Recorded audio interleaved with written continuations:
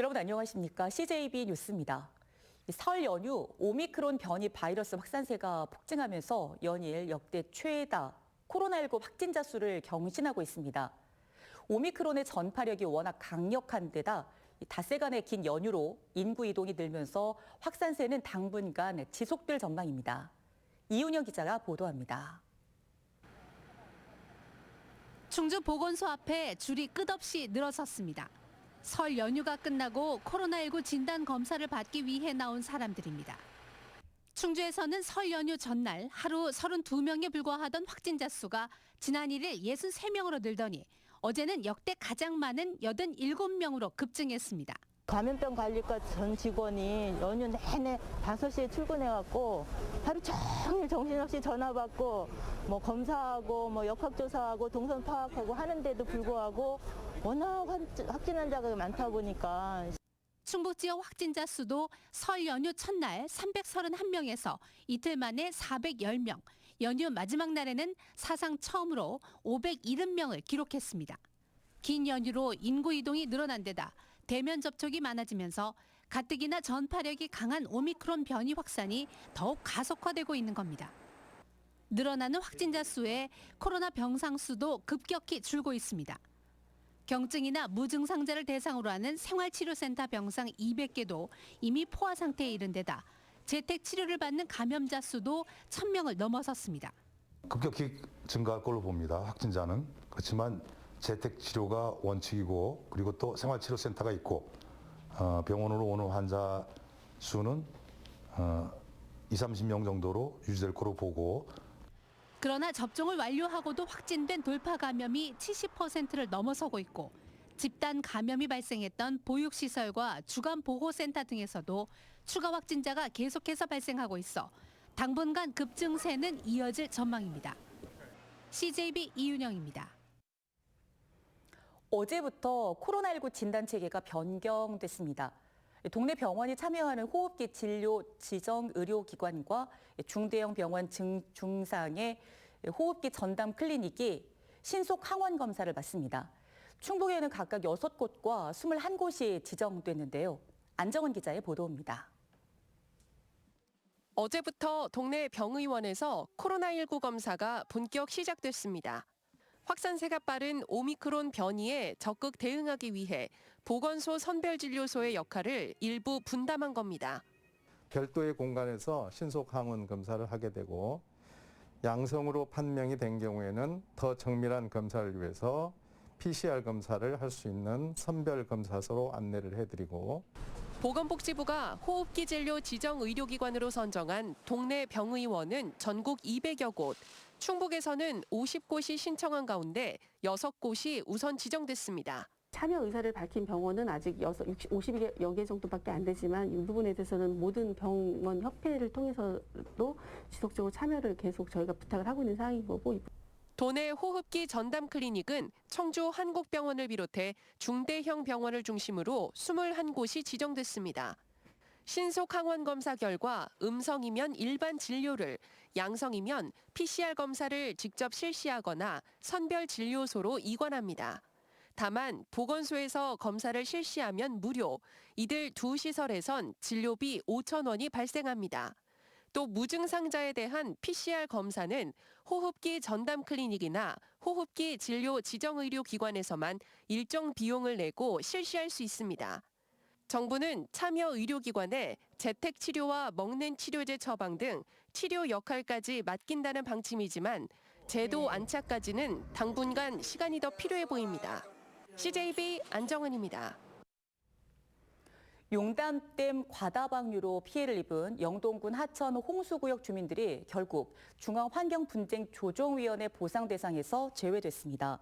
분쟁조정위는 정부와 한국수자원공사, 충북도, 영동군의 전체 영동군 피해 주민 485가구 가운데 378가구에 청구 배상금의 46%인 69억 9,900만 원을 배상하라고 결정했습니다.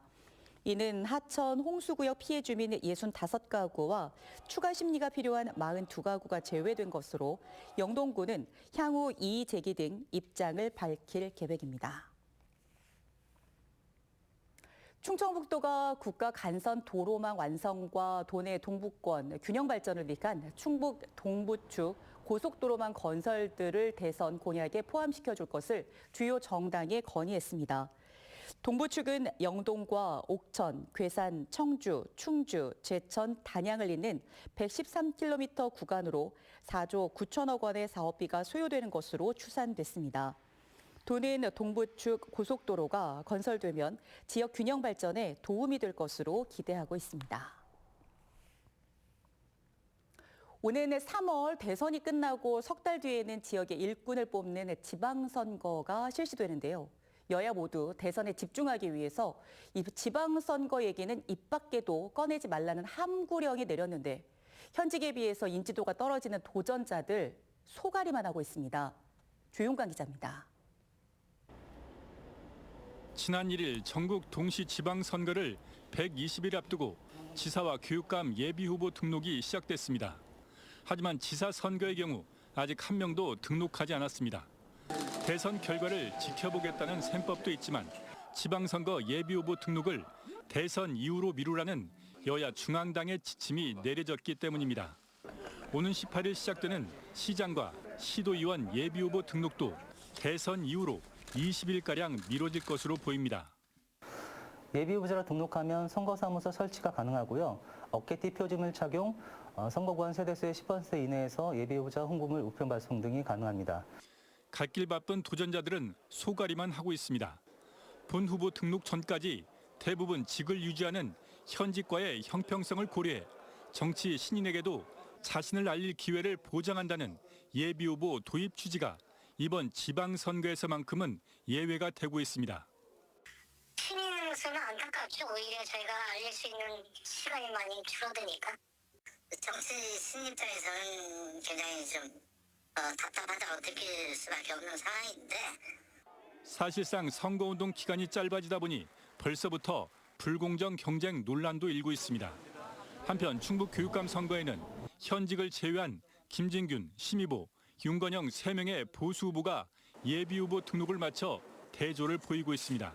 CJB 조윤광입니다. 코로나19로 문화예술인들이 그 어느 때보다도 힘든 시기를 보내고 있습니다. 전국적으로 예술인들의 평균 수입 자체가 많이 줄었는데요. 충북에서는 처음으로 지역 예술계의 현실을 면밀히 들여다보는 실태 조사에 착수했습니다. 진기훈 기자입니다. 회화 작가 신용재 씨는 코로나19로 꽁꽁 얼어붙은 전시 시장의 직격탄을 맞고 있습니다. 지난해 전시 참여는 고작 2번에 그쳤습니다. 관객들에게 그림을 팔 수 있는 전시 기회 자체가 거의 없다 보니 수입은 뚝 떨어졌습니다. 지자체의 지원 사업에 응모하곤 있지만 생계와 직접 연결되진 않아 시름이 깊습니다. 공모 사업은 거의 다 이제 전시를 하기 위한 준비 과정을 하기 위한 그런 부분들에서의 지원 사업인 거고, 경제 생활 부분은 제가 뭐 알바를 하든지 아니면 다른 교육을 하든지. 코로나19 3년째 문화예술인들의 삶이 피폐해지고 있습니다. 정부가 예술인 실태조사를 벌인 결과 지난 2020년 예술인들의 연평균 소득은 755만 원으로 3년 전 조사 때보다 41%, 500만 원 넘게 급감했습니다. 예술인 가구의 연간 평균 소득도 4,100만 원가량으로 일반 국민 가구 소득보다 2천만 원 정도 적었습니다. 이에 충북문화재단이 지역 문화예술계의 현실을 면밀히 파악하기 위한 실태조사에 처음 착수했습니다. 5,000명가량의 지역 예술인 중 2,000명을 표본으로 정해 소득과 고용 형태 등 다양한 항목을 조사합니다. 이번 조사는 전시 공연 활동이나 공모 실적이 없는 지역 신진 예술인들에게도 기회를 부여하기 위한 기초 자료로도 활용될 예정입니다. 예술가가 존재함으로써 우리 사회에 기여할 수 있는 것들이 무엇인가, 그쪽을 좀 생각할 수 있도록 우리가 이 실태조사가 완료가 되면 예술인 복지 정책이라던가 사업의 좀 기초 자료로 잘 활용할 수 있도록. 처음 실시된 충북 예술인 실태조사의 결과는 다음 달 발표될 예정입니다. CJB 진기훈입니다. 국민의힘이 어제부터 오늘까지 이틀에 걸쳐 국회의원 재보궐선거 공천 신청 접수에 들어간 가운데 청주 상당구 재선거에 국민의힘 정우택, 윤갑근 전 현직 당협위원장이 접수를 마쳤습니다. 정정순 의원의 중도 낙마로 3월 9일 대통령 선거와 동시에 치러지는 상당구 국회의원 재선거는 민주당의 공천 포기로 국민의힘 공천장을 누가 받을지에 관심이 집중되고 있습니다. 후보 선출은 전략 공천 또는 100% 완전 국민 경선제 가운데 하나로 결정되는데 상당의 경우 완전 국민 경선제가 유력시 됐지만 최근 경선 후유증을 고려해 전략 공천설도 나오고 있습니다. 갭투기와 취득세 중과 회피를 노린 법인과 외지인의 저가 아파트 집중 매수에 청주가 주요 타깃이 된 것으로 조사됐습니다. 국토교통부가 발표한 공시가격 1억 원 이하 저가 아파트 거래 기획조사에 따르면 2020년 7월부터 이듬해 9월까지 법인과 외지인의 전국 매수 건수 약 9만 건 가운데 청주 지역 아파트가 약 5천 건을 차지했습니다. 이는 천안, 아산 8천 건, 부산, 창원 7천 건, 인천, 부천 6천 건에 이어서 전국에서 네 번째로 많은 것입니다. 국토부는 단기 갭 투기로 얻은 차액이 실수요자들에게 전가되고 높은 임대 보증금 비율로 향후 집값 하락 시 깡통 전세 부작용이 우려된다고 밝혔습니다. 지난해 충북에서는 14만 2,300여 건의 소방활동이 있었던 것으로 집계됐습니다. 충북소방본부의 2021 소방활동 현황 분석에 따르면 지난해 충북에서는 1,382건의 화재가 발생해 11명이 숨지고 94명이 부상을 입은 것으로 조사됐습니다.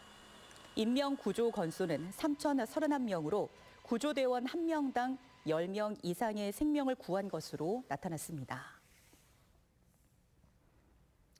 제천시가 코로나19 장기화로 인한 혈액수급 문제를 해결하기 위해 적십자사의 헌혈 버스를 이용해 헌혈하는 시민에게 제천 지역화폐 모아 10,000원을 지급하기로 했습니다.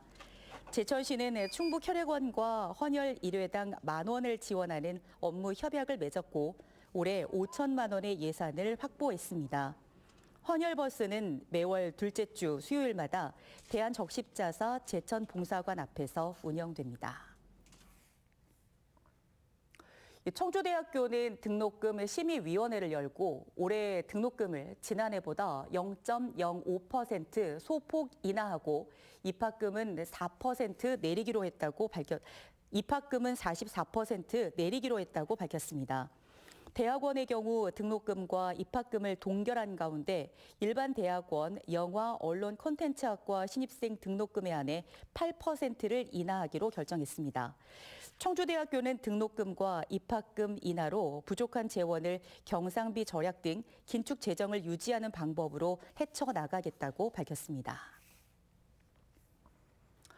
불법 광고물 수거 보상제를 시행 중인 청주시가 올해 지급 금액을 현수막 한 장당 1,000원, 족자형 현수막 한 장당 500원, 명함 한 장 5원으로 결정했습니다. 현수막은 끈을 포함하고 명함은 100매 단위로 묶어서 매주 화요일 읍면 동사무소에 제출하면 됩니다. 65세 이상의 청주 시민이라면 누구나 참여할 수 있고 1인당 1개월 최대 20만 원까지 지급합니다. 지난해 이 사업에는 4,628명이 참여해 보상금으로 2억 9,500만 원이 지급됐습니다. 끝으로 날씨입니다. 입춘인 오늘 충북지방은 동장군의 기세가 더 강해지겠습니다. 현재 충북 북부 지역을 중심으로 한파주의보가 발효 중인 가운데 종일 영하권에 머무는 강추위가 기승을 부리겠습니다. 또 오전까지 도내 중남부 지역에 눈 날림이 있겠고 오늘 밤 늦게부터는 중북부 지역을 중심으로 눈이 오겠습니다. 현재 청주 영하 4도, 충주 영하 7도, 제천 영하 13도, 옥천 영하 6도를 보이고 있습니다. 오늘 낮 최고 기온은 청주 0도, 충주 영하 2도 등 영하 3도에서 2도의 분포가 예상됩니다. 오늘 밤 시작된 눈은 내일 아침까지 1에서 3cm 정도 내리겠고 주말과 휴일에도 매서운 한파가 계속되겠습니다. CJB 뉴스를 마칩니다. 고맙습니다.